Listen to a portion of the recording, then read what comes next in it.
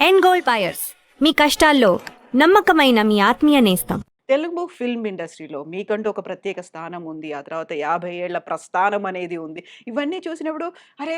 ఎప్పుడో వస్తే బావుండేదే. మీకు ఎవరైతే శ్రేయోభిలాషులుంటారో, ఎవరైతే మీకంటూ అభిమానులున్నారో, వాళ్ళందరూ అనుకున్న మాట ఇది కదా! 3 నందులొచ్చాయి మురళీమోహన్ గారికి. పద్మశ్రీ ఇంకా రాలేదే? హ్మ్. ఉంటదండి అది. అంటే చాలామంది మీకెప్పుడో రావాల్సిందండి. ఇప్పుడు దాకా రాలేదా అనేవాళ్ళు కొంతమందయితే, ఏంటి మీకు ఇంతకు ముందు రాలేదా ఎప్పుడును? అనేవాళ్ళు మేమెప్పుడో కూడా వచ్చా ఉన్నారు. హ్మ్. మేమందరం మీకొచ్చిందనుకుంటున్నామండి అన్నారు. హ్మ్. లేదండి రాలేదు ఇదే ఫస్ట్ టైమ్. హ్మ్. ఓహ్! చాలా వరకు ఏంటంటే, మనకి ఫిల్మ్ ఇండస్ట్రీ అనగానే మనకి సూపర్ స్టార్‌లు ఎవరైతే ఉన్నారో, ఒక సీనియర్స్ ఎవరున్నారో, వెటరన్స్ ఎవరున్నారో వాళ్ళందరినీ సముచిత స్థానం మేము గౌరవించుకోవాలి అనే దాంతో వాళ్ళకి లైఫ్ టైమ్ అచీవ్‌మెంట్ అవార్డ్స్ ఇట్లాంటివన్నీ వస్తుంటాయి. అందులో పద్మ అవార్డ్స్ అనేవి కూడా చాలా ప్రెస్టీజియస్‌గా కనిపించేవి ఉంటాయి. ఆలస్యంగా రావడానికి కారణం ఏమైనా ఉంటుంది అనుకున్నారా మీరు? అదేం లేదు. బట్ ఎవరైనా అప్లై చేసుకోవాల్సిందే. హ్మ్. మొట్టమొదట నేను అప్లై చేసినప్పుడు ఎంపీలకి ఇవ్వరండి అన్నారు.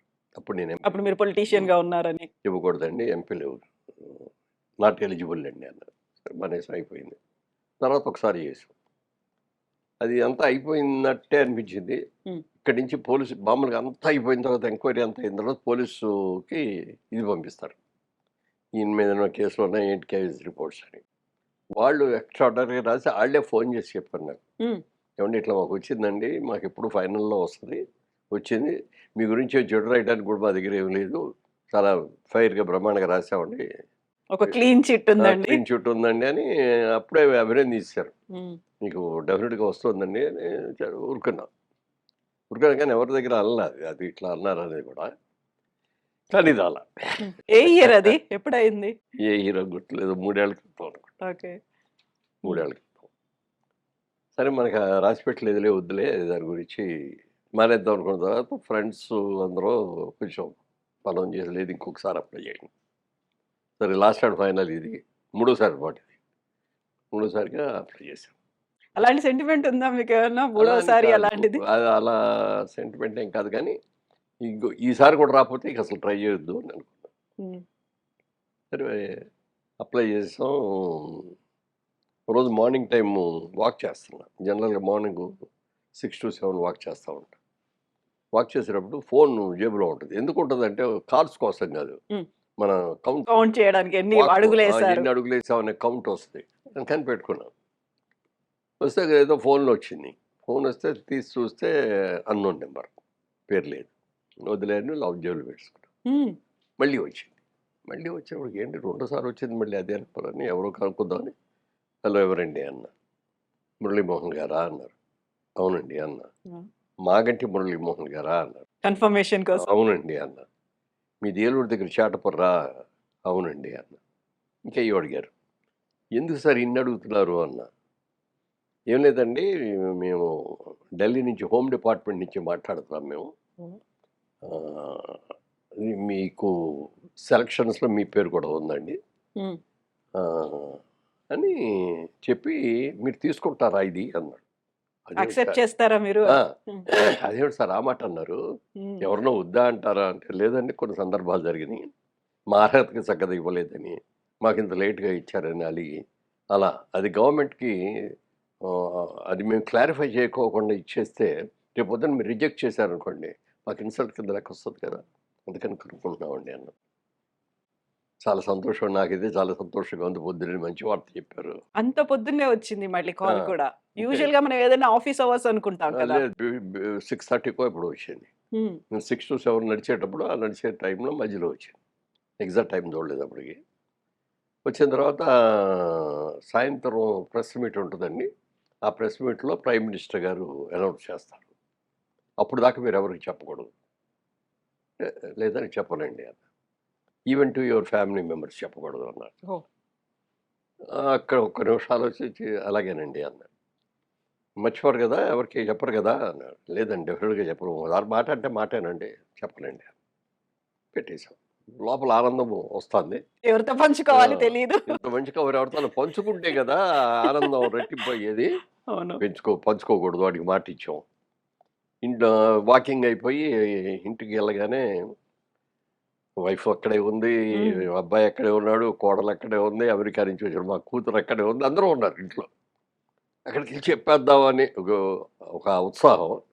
నో, మనం మాటిచ్చాం. అవును. మాట తప్పకూడదు.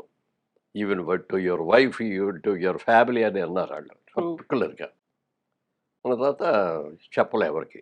లోపల మాత్రం సాయంత్రం 6 గంటలు ఎప్పుడవుద్దా న్యూస్ వస్తదా? ఇంకా 12 గంటలుంది. ఇంకా 7 గంటలుంది అనుకుంటా కూర్చొని దాన్ని అట్లా చేసుకొని, సాయంత్రం అయ్యేటప్పటికి మా అమ్మాయి, బాబు వీళ్ళందరూ కలిపి రవీంద్ర భారతిలో ఏదో నాటకం ఉందండి, ఎవరో పిలిచారు. హుహు. దానికెళ్తున్నాం అన్నారు. ఎప్పుడు 5:30కి. వెళ్ళొద్దు బాబు ఉండండి అనంటే ఎందుకు అనంటారు. హ్మ్. ఎందుకంటే చెప్పాలి. హుహు. మనం చెప్పనని మాటిచ్చాను. మనం మాటిచ్చిన తర్వాత తప్పకూడదు అనుకున్నాం. అవును కదా! అందుకని చెప్పలా. హ్మ్. చెప్పలేదు. సరే వెళ్తున్నారంటే వెళ్ళండి అన్నా. వద్దు అని అనలేను, అలా అని చెప్పను లేను. సరే వెళ్ళండి అన్నాడు. ఒక సంకట పరిస్థితి అక్కడ. ఆ! సరే వెళ్ళిపోయారాళ్ళు. వెళ్ళిపోయిన తర్వాత 6 అవుతుంది. ఆహ్, ఛానెల్ మారుద్దాం మావిడిని. హ్మ్. ఛానెల్ మారుద్దాం. ఏదైనా న్యూస్ ఛానెల్ న్యూస్ అని పెడదాం. వస్తది. న్యూస్ చూడాలి అన్నా. ఆ! న్యూస్ తర్వాత చూసుకుందురు గానిలెండి. ఇదేదో ఈ సీరియల్ ఏదో చూస్తే ఇది అయిపోతాంది. ఇది అయిపోయిన తర్వాత చూదురు గానిలే అన్నా. ఆవిడకి చెప్పలేను. ఇట్లా ఏదో న్యూసు పద్మ అవార్డ్స్ వస్తాంది. మన పేరేమన్నా ఉంటదేమో చూద్దాం అనే మాట కూడా అనలేను. అనలేరు. మనసులో ఇంకో అనుమానం ఉంది. అసలు ఇది రియల్ కాలా? ఫాల్స్ కాలా? అంత ఓకే. పొద్దున్నే ఎందుకొచ్చింది? అంత పొద్దున్నే ఎందుకొచ్చింది? మామూలుగా ఆఫీస్ టైమ్‌లో హ్మ్. చేస్తారు గదా! అవును.